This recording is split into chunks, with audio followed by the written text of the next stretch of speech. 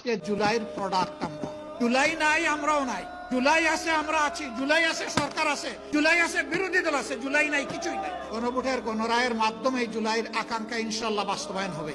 প্রশ্ন আসে, কে দড়ি টানে? সেই দড়িটা কোথার থেকে টান দেওয়া হয়? জাতি বুঝে। আপনারা বুঝেন না? আজকেও আলোচনায় এখানে এসেছে যে ওই ঘুড়ির নাটাইটা কোথায়, ওখান থেকেই এটা নাড়াচাড়া করা হচ্ছে। এই জন্য অস্থিরতা। এক সময় গণভোট হারাম, আরেক সময় না, এটা অর্ধেক হালাল।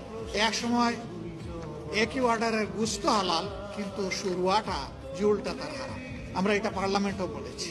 হ্যাঁ, আপনারা দেখেছেন আমাদের কণ্ঠ দমিয়ে দেওয়ার চেষ্টা করা হয়েছে।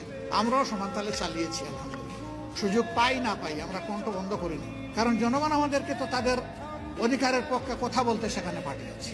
মুখ বন্ধ করে, আমাকে বিশেষ করে মুখ বন্ধ করে সুপার গ্লু দিয়ে ওখানে বসার জন্য জনগণ আমাকে পাঠায়নি। জনগণ আমাকে পাঠায়নি যে আমার ছবিটা সংসদ টিভি এবং বিটিভিতে উঠবে আর সারা দুনিয়া দেখবে। জনগণ পাঠিয়েছে আমি কি বলি সেটা জনগণ শুনতে চায়।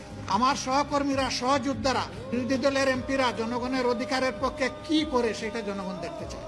আমরা আপনাদেরকে কথা দিচ্ছি, আমরা সংসদে যাওয়ার আগেই বলেছি এই সংসদের বিভিন্ন ধরনের সুবিধা নেওয়ার জন্য আমরা এখানে যাচ্ছি না। অনেক সুবিধা আছে, স্বেচ্ছায় অবলীলায় ছেড়ে দেব, নিবই না।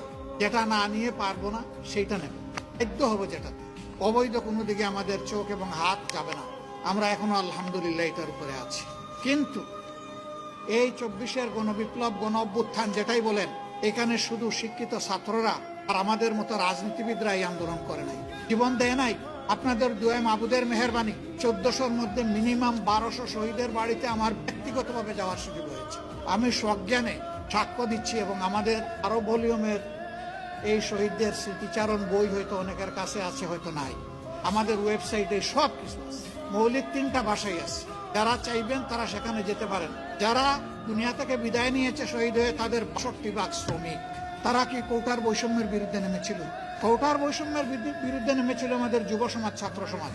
তারা নেমেছিল ফেসিবাদের বিরুদ্ধে। তারা নেমেছিল একটা পরিবর্তনের আকাঙ্ক্ষা নিয়ে। তারা গুণে ধরা রাজনীতির হাট বদলের জন্য জীবন দিতে রাস্তায় নামে নাই।